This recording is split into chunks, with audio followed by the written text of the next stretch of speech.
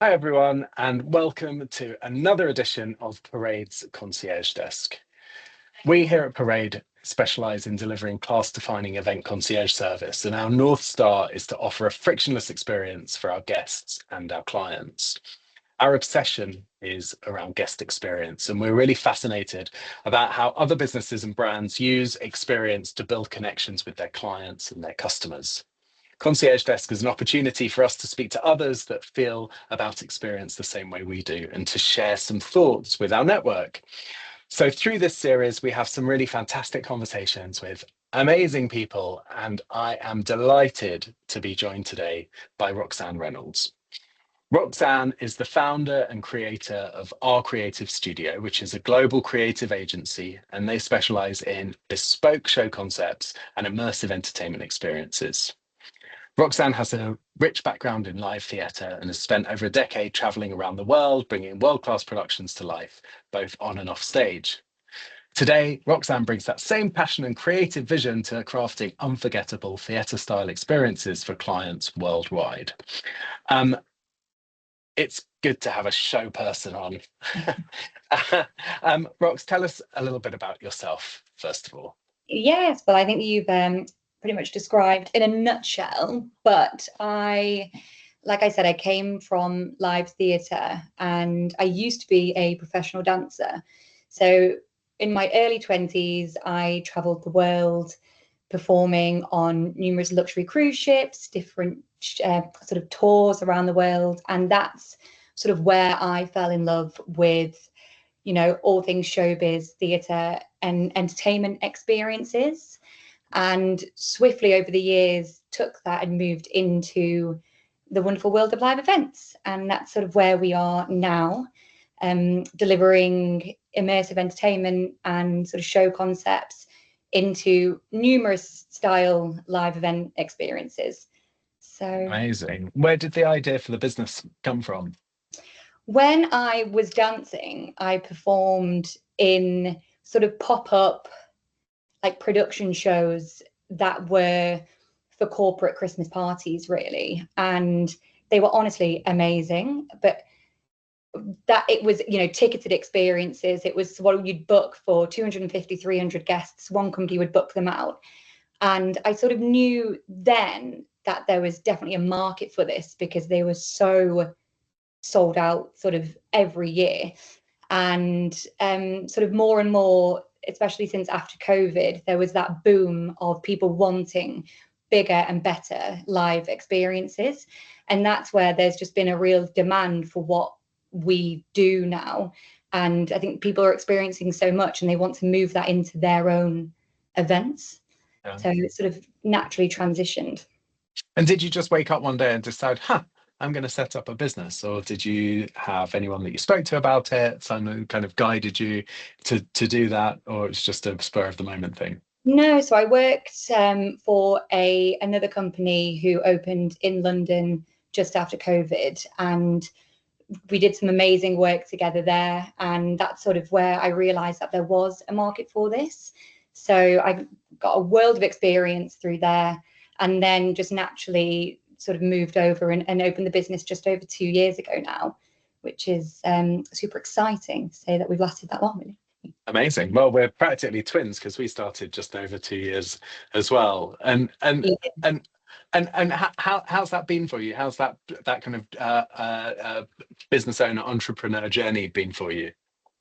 So I think that's what's tricky, because what I'm really good at and where my passion is, it's the experience, the sort of entertainment experience. It's delivering what the client wants, how the guests will feel, what we're going to do. And I guess the minute you start your own business, you actually step away from doing the job that you're really good at doing and then have to run the business. So it's been that transition that I found the hardest, especially coming from the dance and the theatre and the performance world. I want to be in the green room with the dancers. I want to be trying the costumes on. I want to be in the rehearsal room, but that's no longer my main focus. I'm on the client side and making sure the client's happy and making sure their guests are experiencing what we have said we're going to deliver.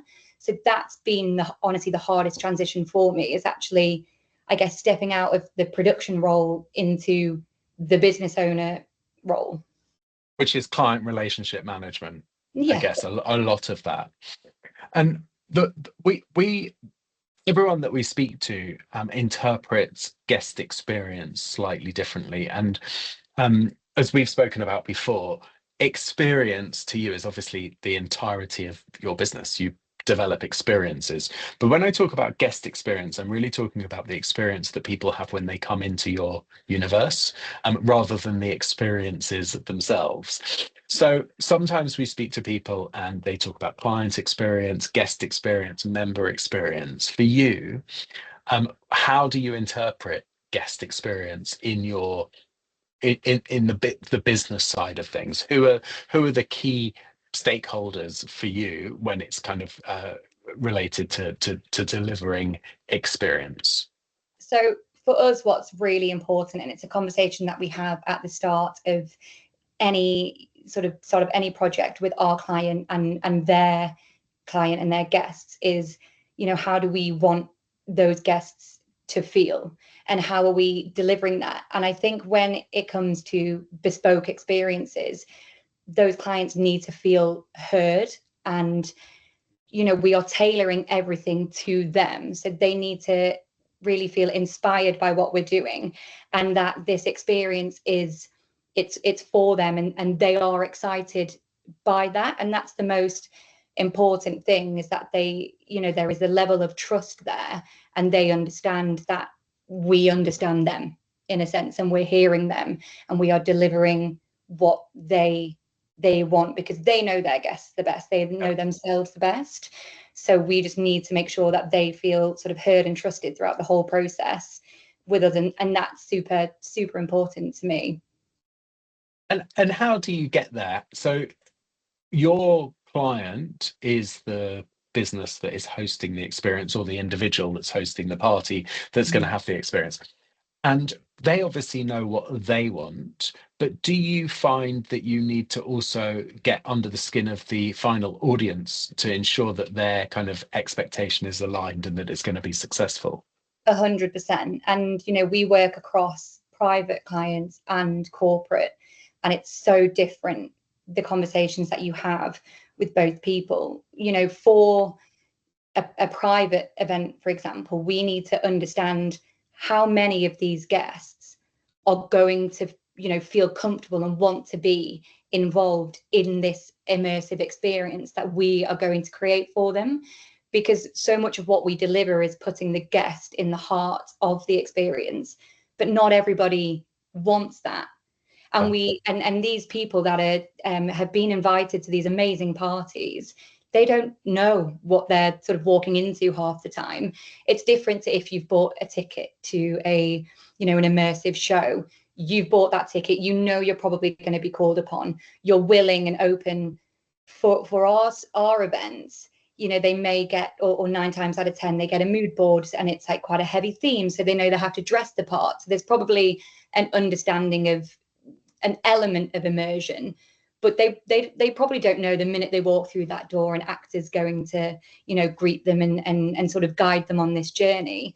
So we really need to understand from, you know, our client, you know, out of that mix of guests, what's the percentage of people that they think are going to be up for it, to ensure that there is an element of the experience that not everybody has to be so heavily involved in, but they can still enjoy it and stand back and feel part of it without putting themselves in the limelight, I guess. So that's so interesting, and that kind of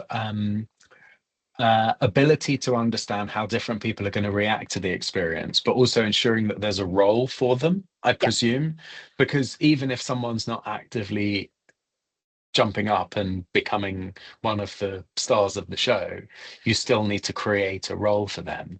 So generally speaking, do you have various roles that you know you're going to have to fill within any experience? yeah, definitely. And I think, you know, the cast and the creatives that we work with, they are so well versed and so well rehearsed in knowing and picking up straight away who is going to be involved and who is let's leave them aside. And I think also the word immersive is such a buzzword at the moment. You're hearing it everywhere, but it doesn't just mean like when we're creating these experiences. Of course, the way we deliver them, they are so heavily performer and actor and dancer led, but immersion is in so many ways. So they can go to this party, the scenic is incredible, there's an amazing like smell in the air, the music's brilliant, that it's not just about interacting with the actors, and it's making sure that the whole experience is immersive. It's not just a room where we've put a narrative of driving everybody through. So I think that's the way we can make sure that people arrive and still feel comfortable and still feel part of it and are still leaving being like, wow, that was amazing, but they didn't have that one-on-one interaction with an actor or a dancer or anyone. And that, wow, this is amazing, is clearly what everyone wants from the experience. Everyone who's paying you to create this experience, everyone wants it to be well, whether that's a private individual who's doing it for their birthday or whether it's a brand. Mm-hmm. Have you found that so you set the business up 2 years ago, but obviously you've been involved in this industry for longer. I've been in events for way longer than I care to admit. And when I first started, every event had a step and repeat board and a red carpet and ropes and posts and paps in a pap pen and accredited photographers there so that the photos could go on the diary page of the Evening Standard. Yeah. And that was the measure of success. Over the past 10, 15 years, that shift has really moved from red carpet, champagne in hand, to experience, whether that's a experiential pop-up shop or whether it's a fashion show becoming a kind of universe that guests enter into. Have you noticed that there is more of a shift for brands and businesses moving kind of marketing budget into experience? And if so, kind of how's that impact your business? Yeah, definitely. I think when we work with brands, which we often do so on different product launches or seasonal marketing campaigns, I've now find that they really want their guests to experience their product in a certain scenario, and that's what has felt so different, that they're trying to activate in so many other ways. And that's great for us because it could be anything from, say, if there's a foundation and you're getting a tester and then they're making you travel through different journeys where you're experiencing how it reacts in different scenarios. Those you don't really have the chance to pose, and because people are moving from one thing to another, genuinely experiencing it, and that's memorable, and it's such a better use, I guess, of their budget because everybody's leaving having tried and tested, and it just is. We find it's way more of a marketing tool in a sense, like having those different sort of experiences than just here's a dinner, here's the product, Sure. and off you go. And do you find that there's also a move towards brands creating an experience that isn't directly related to the product, that is more about bringing the essence of the brand, the emotion of the brand, and bringing something to their kind of potential customers' life that they wouldn't have without the brand? So it's not necessarily saying, right, here's the product, sell, sell, sell. It's saying, here's the essence of the brand that you're buying into. I think so, but I think that there is such like an influencer economy at the moment, and that's huge on social media. And I think also because organic content is doing a huge shift away from all these like gorgeously curated ads, and that's people are trying to make people live their brands and experience, and more of like a lifestyle than an individual product. And that is where we come in, because obviously the sky's the limit of what we can create and where we can put people in. So for them, it's about giving their ideal clients and their ideal consumers live the lifestyle of their brand. So they're thinking exactly, oh, this is, you know, so and so. It's not necessarily, oh, this is that one pen or this is that one bag. It's definitely feeling like it's moving more in that direction. And do you know how success is measured for those experiences? The brands obviously investing a lot of money into it. What is their measure of success? Is it attendees? Is it content that's generated? Is it a spike in sales?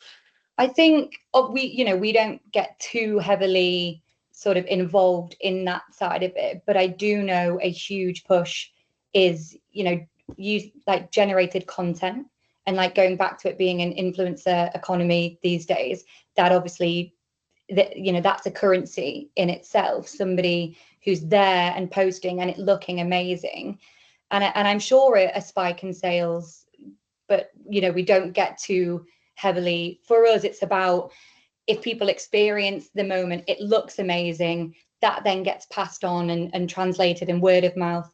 That's how we measure this success. I'm sure the brand and the client are measuring it in sort of other ways. So it's a tricky one to sort of say on their behalf. Yeah, well, I guess it's as kind of the measure used to be column inches, right? And then it was opportunities to see, and it's interesting to see where those kind of the return on investment, how the return on investment can be measured from something that's a little bit more oblique. So I wonder if you could, so obviously you work with brands, but you also work with private individuals. Without giving too much away, are you able to just tell us a little bit about a couple of your favorite projects that you've worked on recently? Maybe one for a private individual and one for a brand. Sorry, I'm slightly putting you on the spot. No. We did, just off the top of my head, we did a incredible event recently, and it was a sort of full immersion experience in the woods.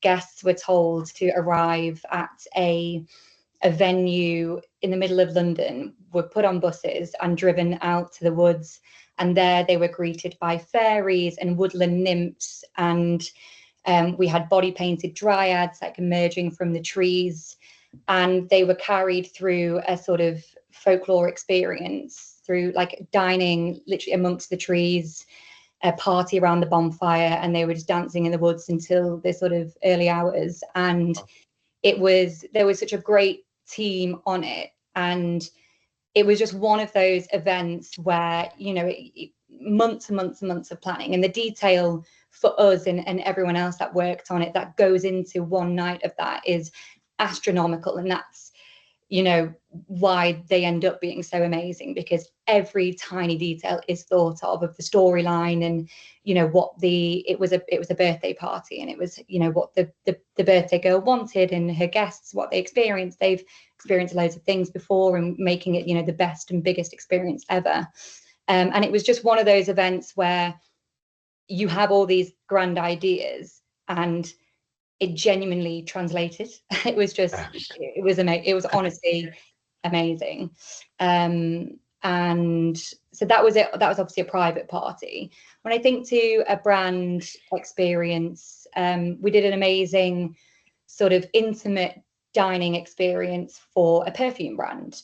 And we had dancers come out and they were utilizing the perfume around the room in the choreography. And it was almost like watching the actual, like an advert on TV, but it was like watching it in real life. And again, for me, like, we dream all of these like amazing scenarios, but it really depends on what venue we end up in, what's the lighting looks like. There's so many different elements, but every now and again, it just really is exactly how you want it to be, and you're watching like living art in a sense, and it is just so amazing. Everything we do is amazing, but there are obviously those certain ones that just really hit the exact touch points of what you designed them to do. It's so fabulous, and I love the fact that it is live and that it is not recorded, and it's one hit, right? So and it's going to be different no matter what, and sometimes it's absolutely pitch perfect. That's fantastic. And then finally, Rox, what's the future? What does the future hold? Well, it's a slightly two-part question. What does the future hold for you, and what does the future hold for experience as a kind of marketing tool for brands? Where do you see that going, and how do you see your business being a part of that? I think that's such an interesting question, because obviously we are moving into such an AI-led future, and there are so many industries that I know are, terrified about how their businesses are going to be affected by AI. And I think for us, and I do think for experience in general, and for those industries and businesses that really do focus on guest experience, we shouldn't be too worried about that, because we will always have one up over anything digital. I truly, truly, truly believe. And because that human connection is what, since COVID, we all are just like yearning for and striving for. But again, you can't ignore it.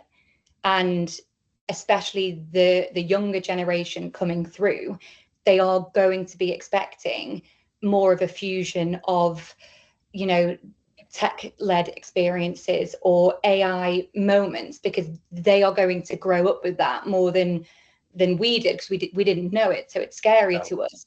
But then I think there's going to be such a generational divide in the future of events and experiences for my industry, because I think that older generation are going to go back to wanting more and more unplugged experiences. And we're seeing so much in our private events, no social media, NDAs. Like 60% of what we do is under NDA, because they want to live and experience it without being distracted by their phone. And I think that is only going to get more and more prominent with that generation. But then the younger generation that comes through, and we have those younger brands and the younger businesses and the younger clients, are going to want a hybrid of sort of holographic infused or tech infused or AI-led experiences. So it's going to be a really interesting next 10 years, I would say. And obviously juggling both and learning the AI side of it, which even mind boggles me. But yeah, still keeping those sort of unplugged elements. Well, that's very reassuring to hear. I think in-person, real connection, real experience can't be replicated at the moment by AI. So yeah, certainly interesting times to come. Yeah. Thank you so much, Rox. It's been an absolute pleasure talking to you, as always. Thanks for having me. Absolutely. And I look forward to continuing the conversation offline. But thanks so much for now, and we'll speak soon.